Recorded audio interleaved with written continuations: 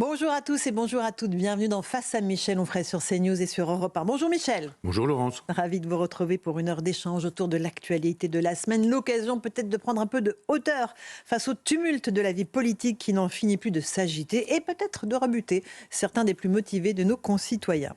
Parmi les vrais sujets de préoccupation des Français, Michel, il y a bien sûr le pouvoir d'achat. Nous sommes à 10 jours pile de Noël et certains auront du mal à mettre des cadeaux sous le sapin en cette fin d'année. Qui se préoccupe vraiment des Français et de leur niveau de vie? On a l'impression que les intérêts des politiques n'ont plus rien à voir avec les intérêts des Français. Est-ce la chienlit, comme le général de Gaulle avait coutume de dire? On l'entendra expliquer à la fin de l'année 68 que l'essentiel des fractures françaises sont nées justement de mai 68. Vous décrypterez pour nous. Autre motif d'inquiétude, notre souveraineté nationale et alimentaire.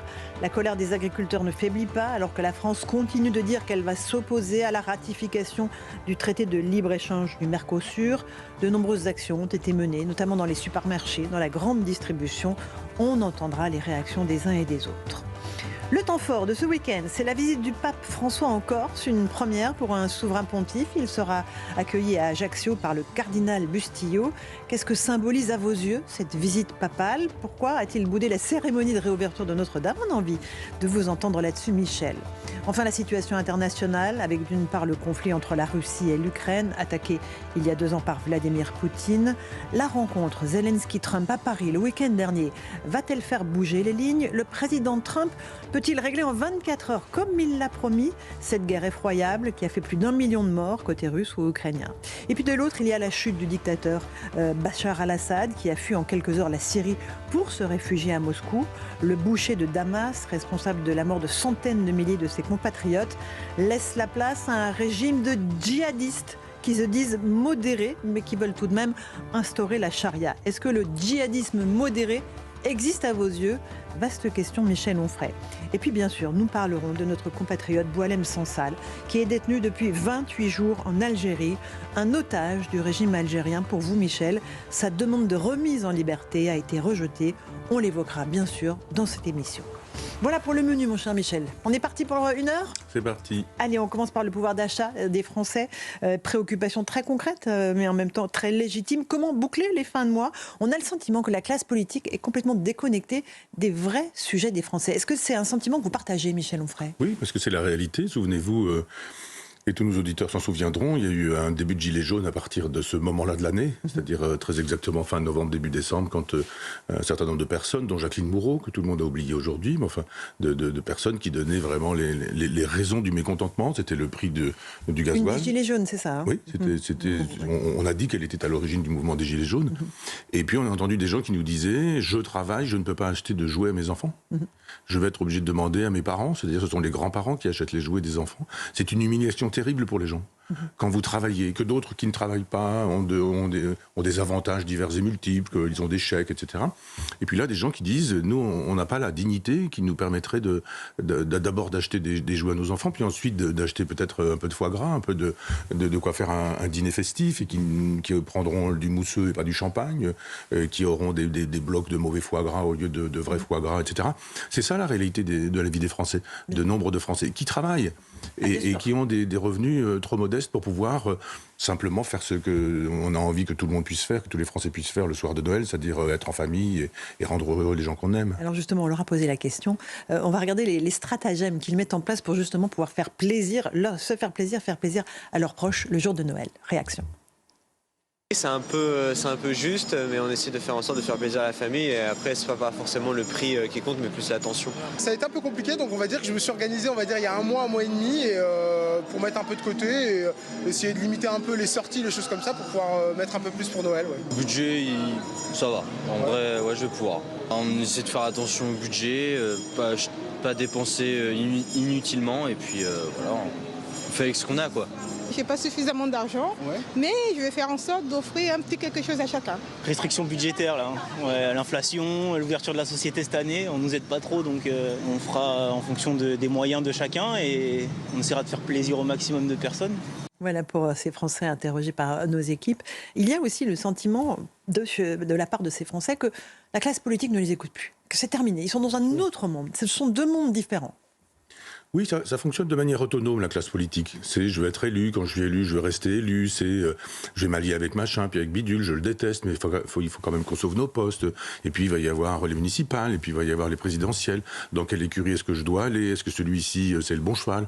Je mise sur celui-ci ou pas? J'en sais rien. Est-ce qu'ils vont faire des alliances? Enfin, c'est à vomir quand on vient d'entendre ce qu'on vient d'entendre. Ça me fait de la peine, moi, de voir des Français qu'on dira moyens. Moi, j'aime bien l'expression français moyen. C'est-à-dire, ce ne sont pas les gens totalement déclassés, ce ne sont pas les gens richissimes.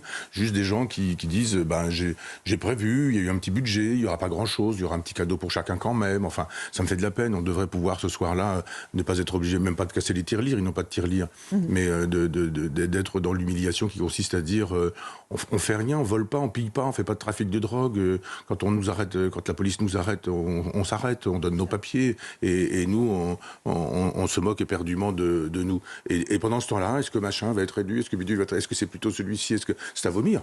C'est-à-dire qu'il y a des gens aujourd'hui qui se servent de la politique, et alors qu'ils devraient servir la politique. Normalement, quand on fait de la politique, c'est pas pour avoir un poste, c'est pour aider ces gens-là. C'est pour faire de telle sorte que ces gens-là n'aient pas à se dire j'ai mis, je sais pas, 3 € de côté de temps en temps pour pouvoir faire un cadeau à 3 personnes, il y aura 20 € en fin d'année. Enfin, c'est humiliant d'obliger les gens à faire ça. Michel Onfray, il y a aussi ce sentiment des Français que depuis 30 ans, quoi qu'il arrive, que c'est blanc bonnet ou bonnet blanc, que évidemment ce sont des Maastrichtiens, vous allez me dire, mais rien ne change en réalité. C'est la même politique qui est menée par tous. Absolument. Évidemment, puisque c'est comme ça depuis 1992, traité de Maastricht, puis 2005, quand les Français ont dit, pardon, vous nous demandez avec un référendum, on vous répond, puis on dit, ah mais non, vous avez mal voté. En 2008, on leur a dit, vous allez l'avoir quand même. Et puis à chaque fois qu'il y a des élections, aussi bien présidentielles que intermédiaires, législatives, diverses et autres, les Français disent, on n'en peut plus, on n'en veut plus, on n'en peut plus. Et puis il y a même les gens qui ne vont même plus voter en disant, ça sert à rien. Ce qui fait beaucoup de monde. Ça fait des millions de gens. Et on dit à ces millions de gens, ah mais on continue. On va prendre les mêmes et on continue. De toute façon, on ne peut plus sortir du train maastrichtien. C'est fini. Donc quand on fait ça, mais bien sûr que c'est fini. Enfin, c'est fini. Le Brexit a eu lieu, un Frexit serait possible. Mais quel candidat défend ça? Personne. Il est mort sinon. Interdit de médias. Sauf sur CNews, probablement.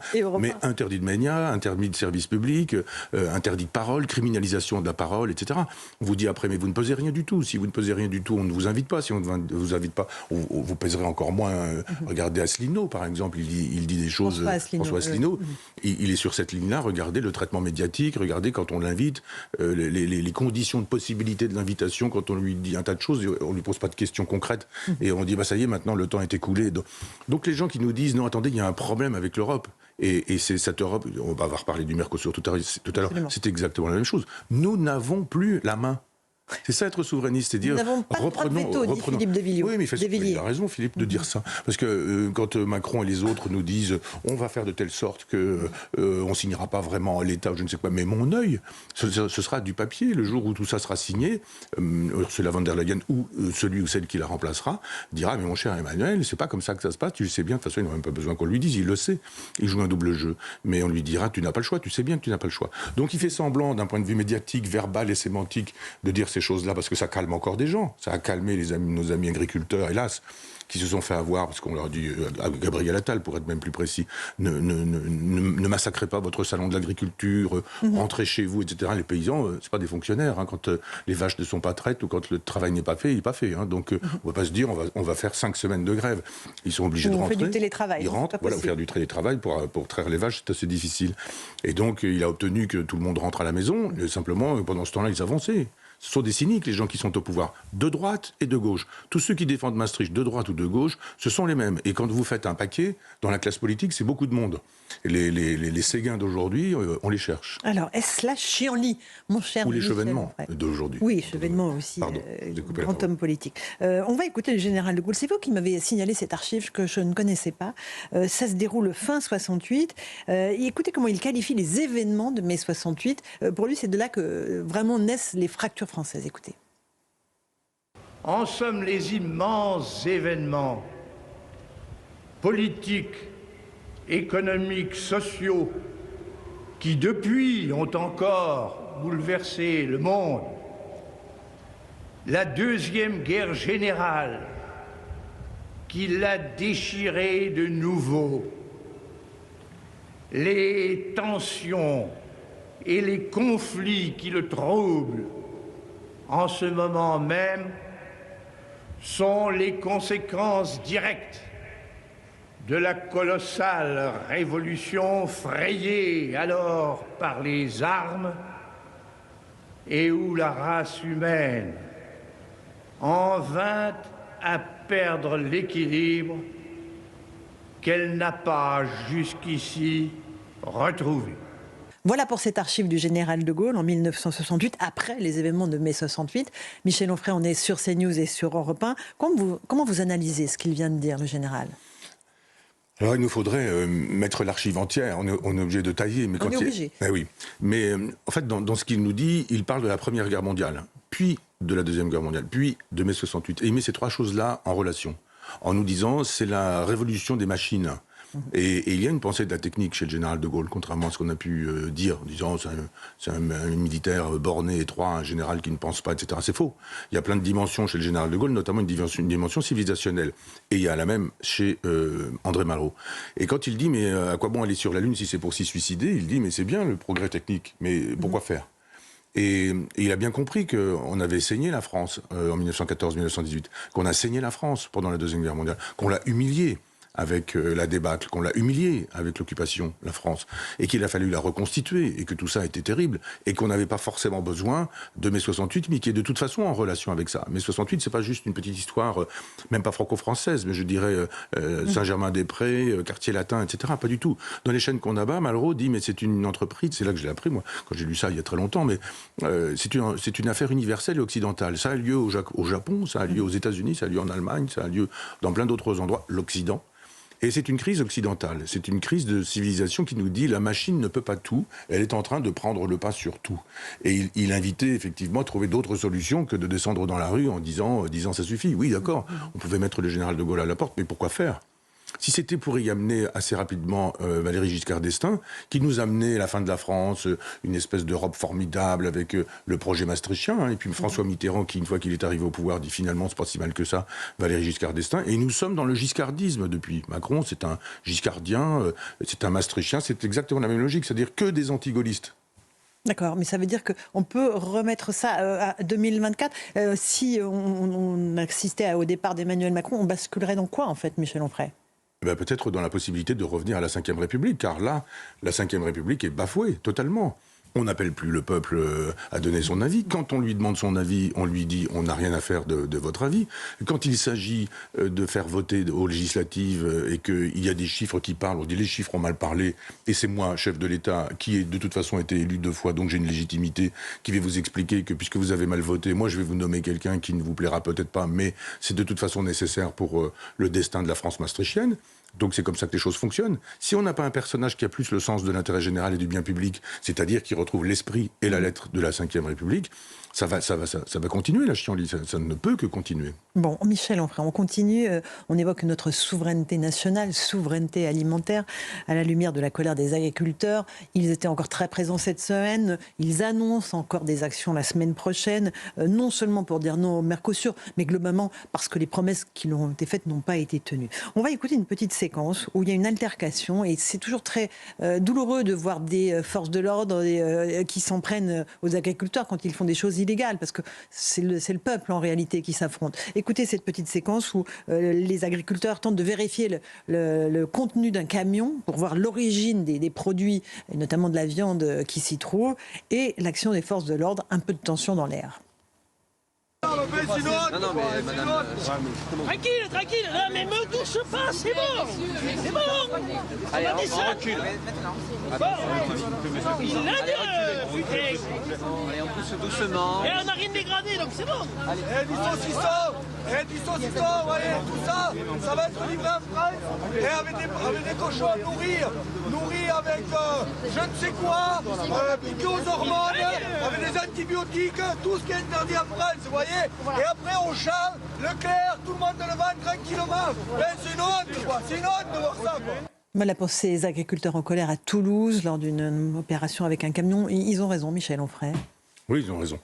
Et je pense que la police souffre. Je ne veux pas parler pour la police. J'en suis certaine. Et je ne veux pas parler pour Bruno Retailleau non plus. Mais je pense qu'il doit souffrir aussi un peu, lui, qui est très opposé à tout ce qui est Maastricht, à toutes ces choses-là. Et il est là pour faire respecter l'ordre républicain. Et on voit bien que la gendarmerie et la police, ils sont aussi là pour faire respecter l'ordre républicain. Et que d'une certaine manière, se retrouver devant des gens qui disent des choses avec lesquelles vous êtes d'accord, c'est difficile soit de les toucher physiquement, déjà, les interpeller, soit de leur dire de dégager, ou soit d'être encore plus violent, comme c'était le cas avec les Gilets jaunes. Il faudrait questionner la police. Et ce sont des gens souvent d'origine modeste. Police, gendarmes, pareil. Les gendarmes, la police et l'armée. Ce ne sont pas des gens qui habitaient dans les beaux quartiers de Paris pour faire Normal Sup, et puis pour faire une agrégation de philosophie, et ensuite éventuellement un doctorat d'ethnologie. C'est pas du tout cette sociologie-là. C'est une sociologie de gens simples. Pour moi, vous savez que c'est une vertu. Évidemment. Et qui ont... noble. Pardon ? C'est un noble mot. Bien sûr. Et comme fonctionnaire, c'est un noble mot, pas quand on leur fait faire des bêtises. Je veux dire, fonctionnaire, c'est être au service de l'État, c'est-à-dire au service des gens, donc au service du peuple. Je ne veux pas dire qu'ils vont mettre la crosse en l'air, mais je pourrais imaginer que si vraiment, enfin, on va pas faire de politique fiction, mais à un moment donné, où si Emmanuel Macron ne comprend pas qu'il lui faudrait véritablement, je ne parle même pas de son honneur, il est perdu depuis très longtemps, mais simplement pour l'intérêt de la nation, dire, bon, on va revenir à des fondamentaux qui sont ceux de la Ve République, qui sont ceux de la République, même indépendamment de la Ve, on verrait probablement des étoiles briller dans les yeux d'un certain nombre de policiers, de gendarmes, de CRS qui sont là et qui doivent faire respecter l'ordre républicain. Pour revenir aux agriculteurs, on sait que la France peut théoriquement s'opposer à cette ratification du Mercosur, mais en réalité, ça va être très compliqué parce qu'il faut réunir un certain nombre de pays alliés et qu'il y a plus de pays qui sont favorables au traité du Mercosur que défavorables. Est-ce qu'on assiste, et vous l'avez souvent dit, à la fin de la paysannerie française? C'est ça qu'ils veulent au fond. Mais pour mettre en place quoi à la place? Des grandes exploitations qui répondraient aux dictats du marché mondial, Michel Onfray? Oui. Moi, je l'ai dit, j'ai fait avec Véronique Le Floch un livre qui paraîtra en janvier. C'est mon soutien aux paysans. Le patron de la FNSEA est assez d'accord avec le Mercosur. Ça fait son affaire à lui, personnellement, qui est dans un business pas seulement national, mais international. Oui, c'est la duplicité des Maastrichtiens qui ne veulent pas dire comment ils avancent. C'est le cheval de Troie. Il y a un moment donné, le cheval de Troie s'ouvre, et puis vous avez les guerriers qui arrivent. Et ils vont pas dire, de toute façon, c'est fini la paysannerie. De toute façon, c'est fini la France. De toute façon, c'est fini, etc., etc. Ils vont pas dire ça clairement. Donc, ils vont nous dire que il faut faire le nécessaire pour que la souveraineté, etc. Enfin, les grands discours qu'on connaît très bien. Mais il y a une vraie duplicité. Je pense que ce qu'ils souhaitent, c'est de fait l'industrialisation de la paysannerie française. Donc, de dire, on va tuer les paysans les uns après les autres. Il y en a quand même un qui se suicide tous les jours. Et quand on aura détruit la paysannerie française, la paysannerie de la terre, je dirais, ça devient une espèce de pléonasme, mais c'est quand même sidérant, on aura une paysannerie de laboratoire. Et on aura des laboratoires dans lesquels on va fabriquer des légumes clonés, des viandes clonées. Donc on n'aura plus besoin d'assécher les terres, donc on aura plus, parce qu'on arrosera, on n'aura plus besoin d'arroser. On n'aura plus de gaz d'échappement des animaux, parce qu'effectivement c'est ça qui trouve la couche d'ozone. Et puis on clonera des animaux. C'est ça le grand projet au fond pour vous? Oui, bien sûr. C'est pas de la science-fiction? Non, mais pas du tout. Mais tous ces gens qui sont actionnaires du Monde ou de Libération, faites le compte, ce sont des gens qui ont investi dans la viande cellulaire. Étonnant quand même. Hein, ces gens qui d'un côté... Peut-être l'avenir pour nourrir l'humanité, non? Oui, c'est tout à fait ce qu'ils disent. Vous savez, à chaque fois que vous voulez faire une saloperie, vous dites que c'est pour le bien des gens. Donc quand on commence à... Même Elon Musk, quand il s'en vient de nous faire l'éloge de Neuralink en nous disant on va pucer les gens, il ne va pas dire comme ça ce sera formidable parce qu'on pourra leur mettre dans le cerveau ce qu'on voudra qu'on y trouve, etc. Non, mais attendez, des paraplégiques vont pouvoir marcher, des tétraplégiques vont pouvoir marcher, ils vont pouvoir retrouver la parole. Vous êtes contre ça? Les gens disent ah ben non, finalement, bien sûr, c'est une bonne idée. Eh bien allons-y. Et puis les tétraplégiques qui retrouveront la marche, eh bien ça supposera des gens qui perdront l'intelligence. Oui. Parce qu'on redonnera la marche à des gens et on supprimera l'intelligence à d'autres en disant laissez faire Neuralink. C'est pas compliqué. Vous êtes de toute façon branché en permanence sur Wanadu ou sur Wikipédia. Ou sur Google. Ou sur Google. Et puis ça suffira. On n'avance pas en donnant un projet comme ça parce que les gens disent ah mais si c'est ça, on n'en veut pas. Donc là, on embobine. On tient un double discours, on est dans la duplicité, on est dans le cynisme absolu, on est dans le machiavélisme, et Macron est formidable pour ça. Et il nous dit, ah, la paysannerie, il faut la défendre. Attal était le pire. Il a quasi enlevé sa chemise, enfin, son vêtement, là, il avait pris des engagements, la plupart ont été tenus, mais non. Enfin, on a découvert la véritable nature de Gabriel Attal quand la passation de pouvoir s'est faite avec feu Michel Barnier, quand il a été dans genre, vous trouverez le dossier sur votre bureau. Et qu'on avait, enfin, j'avais salué, moi, l'aspect old school de Michel Barnier, pas du tout sa politique. Il n'y a pas plus maastrichtien que lui, donc c'était pas mon homme.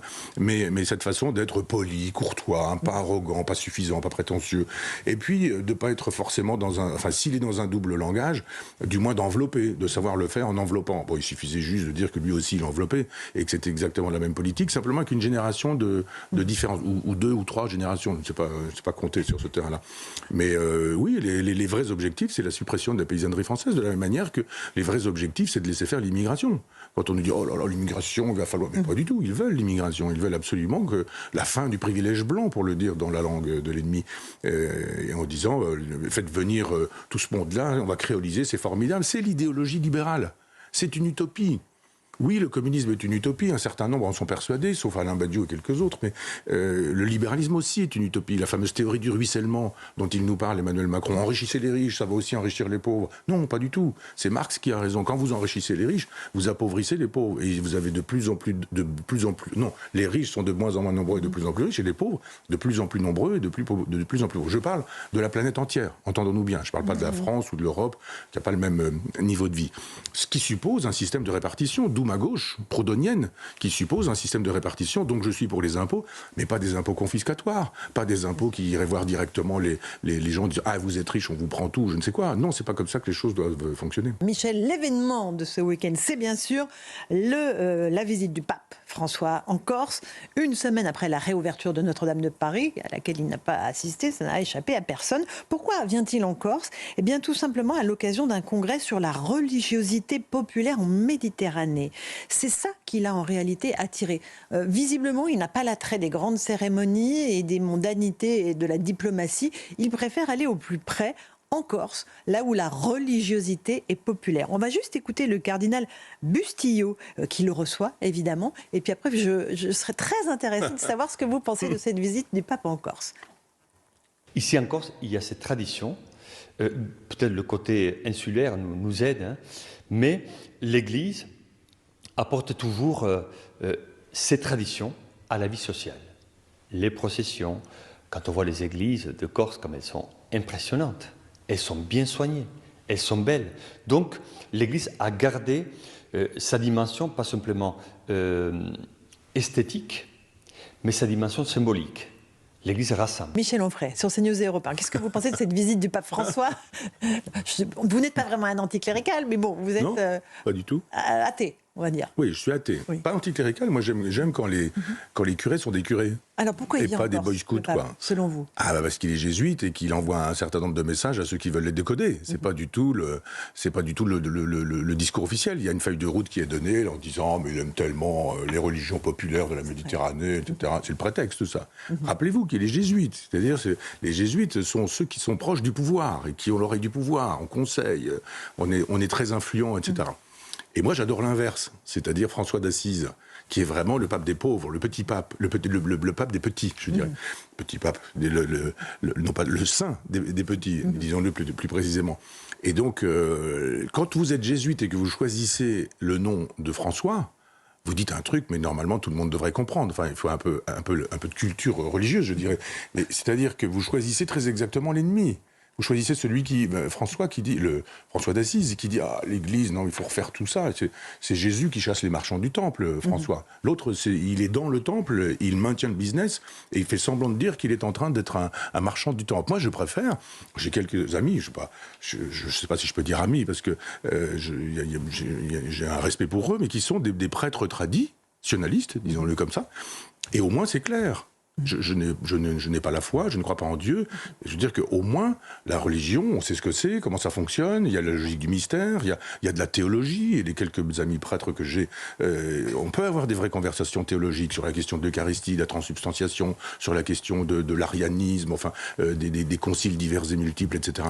C'est pas exactement la même chose que ceux qui sont déguisés en Castelbajac, si je puis me permettre l'expression un peu du On reparlera de Notre-Dame après. Et qui jouent de la guitare comme Jésus revient, etc.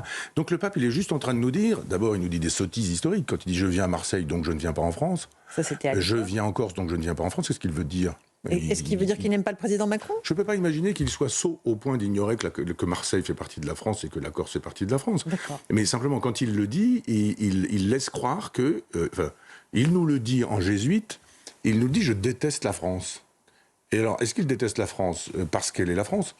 parce qu'elle est devenue, c'est-à-dire le LFI, le Parti Socialiste, le Parti Communiste, les Macroniens, etc., ils ont voté pour l'IMG en disant « Ah, j'ai des raisons psychosociales de ne plus vouloir d'enfants. C'est plus mon projet. J'avais un projet, mais c'est plus un projet. » Et l'Assemblée nationale, que nos auditeurs aillent vérifier, parce que souvent les gens me disent « Vous dites n'importe quoi. » Je dis « Allez vérifier, vous verrez, ça a été voté. » Et le Sénat a voté, lui, dans sa sagesse, a voté contre. Donc ça n'est pas devenu une loi. Sauf que le pape ne peut pas apprécier quelqu'un qui nous dit « Euthanasie, je la défends, entendons-nous bien, moi de mon côté. » Mais l'euthanasie, c'est Macron. L'interruption médicale de grossesse, c'est Macron. La constitutionnalisation de l'interruption volontaire de grossesse, c'est Macron. L'affichage personnel d'Emmanuel Macron avec des gens avec lesquels on ne s'affiche pas, on peut le faire de manière privée, il n'y a rien à redire là-dessus, mais pas quand on est chef de l'État. Je pense que notre ami, le pape François, est plus soucieux de ça que de la religiosité méditerranéenne, avec ce qu'elle a de populaire et même de païen. Moi, j'aime assez ce catholicisme méditerranéen, parce qu'il laisse une grande place au paganisme. Je ne pense pas que ce soit vraiment la tasse de thé de notre ami le pape François. On suivra ce voyage évidemment sur nos antennes. Parlons quand même de l'inauguration de Notre-Dame de Paris, ce joyau de l'art gothique, avec une cérémonie le samedi en présence de dizaines de chefs d'État, avec une messe le dimanche. On va juste écouter le président Macron qui a pris la parole dans la cathédrale en raison des conditions météo qui l'interdisaient à l'extérieur. Il a dit espérer un choc d'espérance. On l'écoute. Nous avons redécouvert ce que les grandes nations pouvaient faire, réaliser l'impossible. Cette cathédrale fut ainsi la métaphore heureuse de ce qu'est une nation et ce que devrait être le monde. Fraternité d'un peuple déterminé à faire de grands choix, fraternité universelle et entraide. Voilà pour le discours du président Macron. Non, il n'est pas le dieu Éole, ce n'est pas lui, Michel Onfray, qui décide s'il y a du vent ou pas du vent, concernant les conditions météo extérieures qui rendaient impossible, quand bien même le discours du président ou l'expression de la musique qu'on a entendue. Ouais.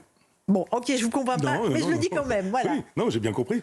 Choc d'espérance. D'abord, moi, j'en peux plus de son cinéma, là, de son théâtre, de cette façon. C'est la guimauve, c'est le sirop, il fait ça avec Jean d'Ormesson. C'est bien écrit, quand même. Oui, mais c'est pas lui, justement. Quand c'est bien, c'est pas de lui. Quand c'est de lui, c'est pas bien. Mais bon, on peut imaginer que c'est bien écrit, mais félicitons la plume d'Emmanuel Macron, je sais pas qui elle est. Mais c'est même trop bien écrit, ça sent trop son Malraux, quoi. Il faudrait juste que quelqu'un lui dise arrête de faire croire que t'es le général de Gaulle et que je dis un Malraux derrière toi. Mais les 5 ans, là, non, mais attendez, la prouesse des 5 ans, c'est quand même lui. Le général de Gaulle, il n'aurait pas dit « Oh, la météo me contraint à transgresser une loi millénaire ». Lui, c'est un transgresseur. C'est d'ailleurs ce qu'il caractérise. C'est ça qu'on le reconnaît, si je puis me permettre. C'est-à-dire qu'on lui a dit « Ah, mais jamais aucun roi de France, jamais aucun président... » Napoléon. Oui, personne ne s'est autorisé ça. Lui, moi, je vais le faire. Je vais le faire 2 fois. Oui, mais il a fait 2 fois. Oui. Et justement, les gens Castelbajassé, là, qui étaient juste... Designer, c'est de l'art, Michel. Non, mais c'est de l'art. Mais il y a de l'art pompier dans l'art contemporain. Moi, je défends l'art contemporain, mais il y a des croûtes dans l'art contemporain. Il ne faut pas imaginer que... Je suis pas d'accord. Parce que, alors, c'est pas tout l'art contemporain tout le temps, comme un certain nombre d'intégristes de l'art contemporain, ou jamais, comme certains intégristes de l'art classique. Il y a des chefs-d'œuvre.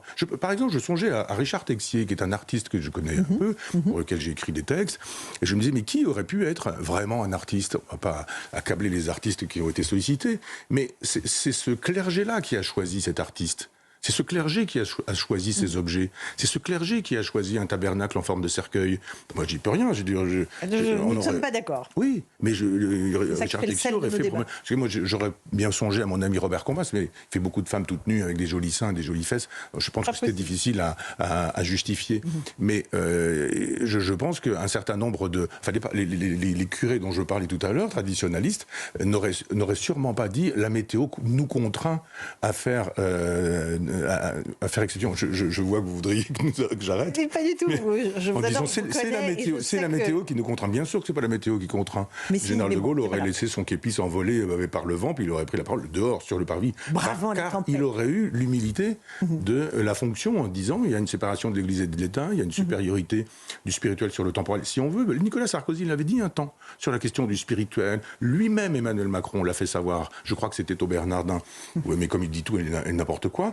Il dit au Bernardin supériorité du spirituel sur le temporel, et là il dit supériorité du temporel qui est moi-même, Emmanuel Macron, sur tout le reste. Et je vous embête, je vous ennuie, et j'y vais tout de même. Et je trouve que c'était pas à l'honneur du clergé français que de laisser faire ces deux transgressions. Écoutons un autre extrait. Là, c'est Monseigneur Ulrich qui ouvre les portes de la cathédrale. Vraiment, ça, c'était un temps fort pour le coup. En donnant 3 coups, écoutons et regardons cette séquence. Notre-Dame, Mère très aimante, ouvre tes portes pour nous aider à chercher l'amour et la vérité, la justice et la paix.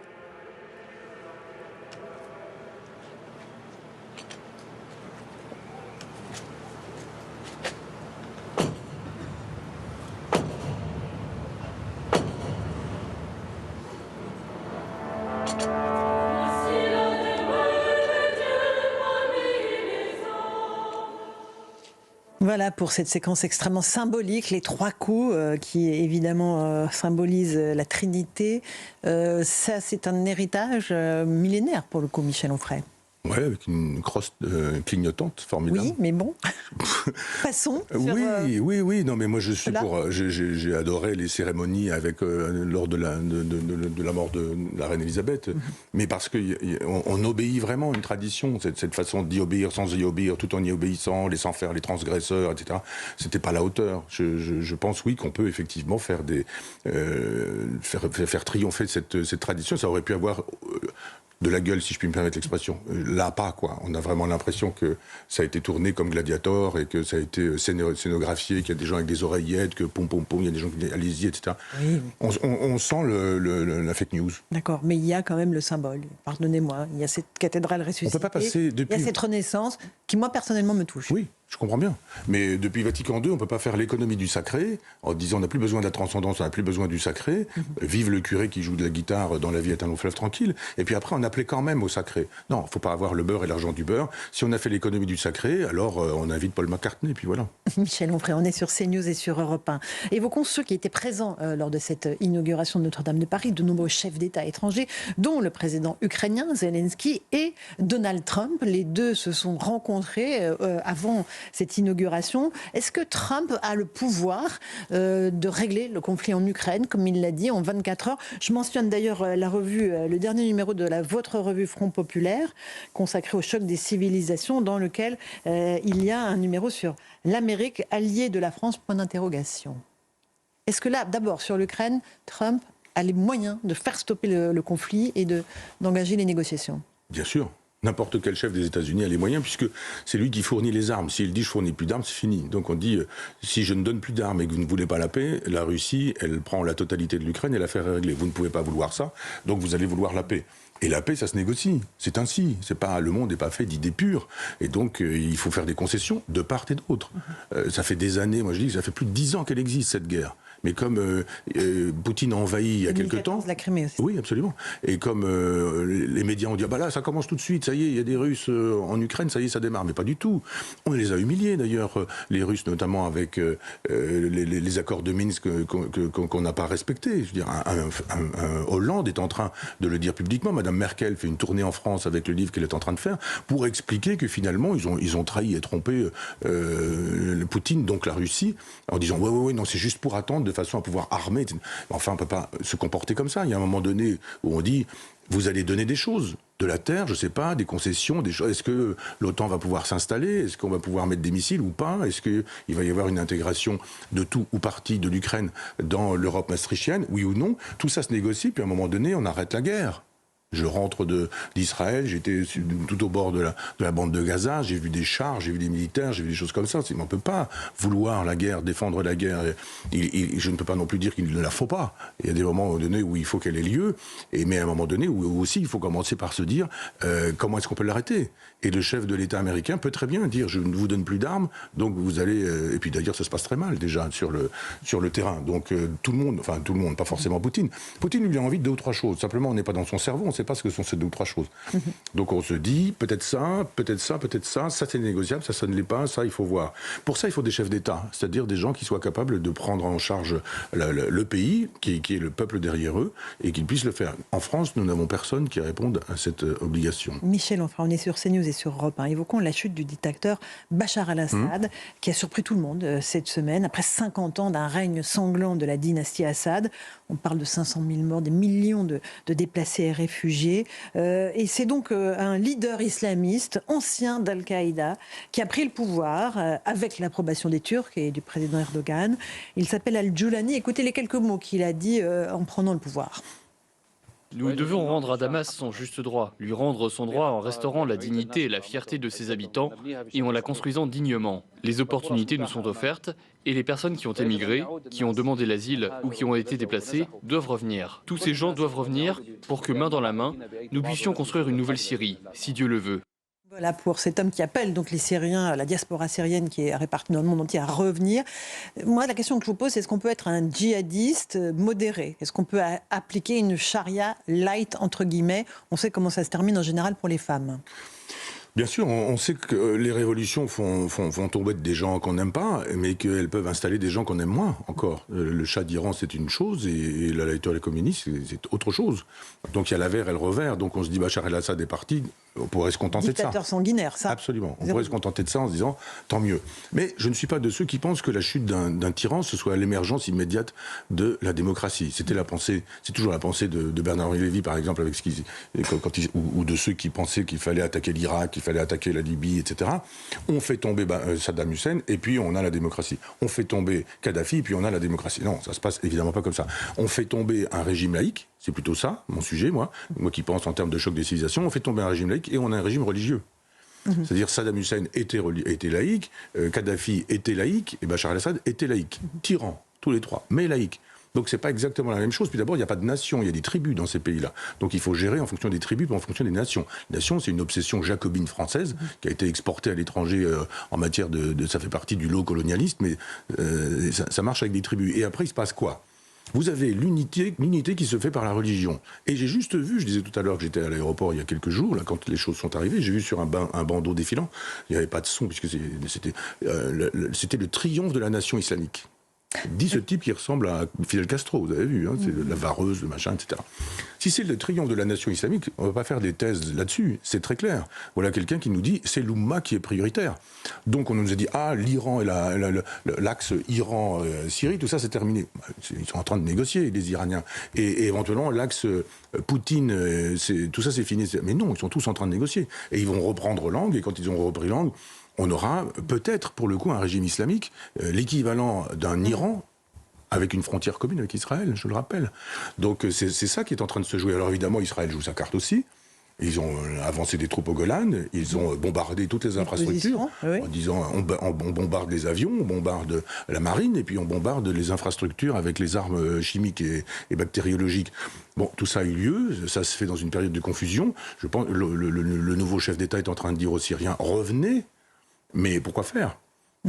On va voir, mais c'est sûrement pas pour installer un régime laïque où les femmes pourront avoir les cheveux libres, des jupes courtes, et s'inscrire à l'université, faire des études, devenir médecin, je ne sais quoi. Et puis d'autres peut-être dire qu'ils ne croient pas en Dieu. C'est pas le projet, hein, c'est pas le projet du personnage en question. Michel Onfray, j'aimerais qu'on garde quelques instants pour parler de Boualem Sansal. Je sais que c'est un homme qui vous tient à cœur, que vous aimez beaucoup, écrivain français toujours prisonnier en Algérie depuis la mi-novembre. Son avocat français a été empêché de se rendre à Alger. Il réclame sa remise en liberté qui a été rejetée. On va l'écouter, on va écouter cet avocat qui répond en fait à Sandrine Rousseau. Sandrine Rousseau qui avait estimé qu'elle trouvait que les propos de Boualem Sansal relevaient de l'extrême droite et du suprémacisme. Ça, c'était ses déclarations, tout en disant ce n'est pas un ange, même s'il n'a pas à être en prison. Ces déclarations ont beaucoup choqué. On va écouter l'avocat de Boualem Sansal lui répondre. Je vais essayer d'être mesuré aussi. Ce qu'elle a dit après efface sa première proposition. Si, lorsqu'on veut faire libérer quelqu'un, on ne le fait pas de cette façon-là. La défense de la cause de sa libération mérite mieux que ces propos atténuateurs qui, évidemment, peuvent être reçus autrement. On la reçoit comme comme un obstacle parce que d'autres vont s'emparer de cette vision pour tenter de justifier l'injustifiable. Voilà pour Françoise Imre, qui est l'avocat de Boualem Sansal. Michel Onfray, qu'est-ce que vous pensez de cette situation et des commentaires qu'on a pu entendre? Je ne sais pas combien de temps on va tolérer que des gens puissent, France Insoumise, Nouveau Front Populaire, écologistes, etc., passer les plats à tout l'islamo-gauchisme, à tout cet islam, cette façon de dire célébrons le régime algérien, où on enferme un Algérien qui est aussi français, je le rappelle. C'est comme les otages français qui sont toujours otages actuellement dans la bande de Gaza, qu'on oublie assez facilement. On les oublie. On a là 3 franco de double nationalité, 2 franco-israéliens, 1 franco-algérien, Boualem est franco-algérien. Et on a des gens cette femme, Madame Rousseau, qui nous dit il a bien mérité. Il l'a bien mérité, finalement, c'est pas un ange. Il n'a pas à être en prison. Oui, il n'a pas à être en prison, mais qu'elle évite les commentaires qui sont à côté. En disant, il n'a pas à être en prison, elle fait du Macron, mais en même temps, pas un ange. Il a un peu cherché. Hein. Rendons hommage à Bernard-Henri Lévy. J'ai beaucoup dit ce qui me séparait de lui, et je peux dire ce qui me rapproche de lui. Il avait fait beaucoup pour Salman Rushdie, au moment où Salman Rushdie a eu cette fatwa.